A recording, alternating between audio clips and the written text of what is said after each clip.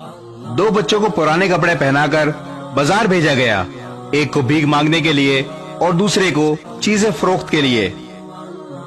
शाम को जब दोनों बच्चे वापस आए तो बेकारी बच्चा 800 रुपए लाया और मजदूर बच्चा 150 रुपए।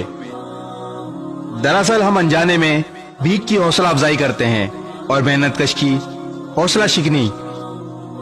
होटल के वेटर, सब्जी फरोश और छोटी सतह के मेहनत कशों के साथ हम एक एक पाई का हिसाब लेते हैं, जबकि मुस्टंडे बेकारियों को 10-20 बल्कि 100-50 रुपए देकर समझते हैं जन्नत वाजिब हो गई। मांगने वालों को सिर्फ खाना खिलाएं और मजदूर को इनके हक से ज्यादा दें। भीख देने से गदागरी खत्म नहीं हो सकती। आप अपने घर में एक बॉक्स बना लें और इस पे पैसा जमा करें।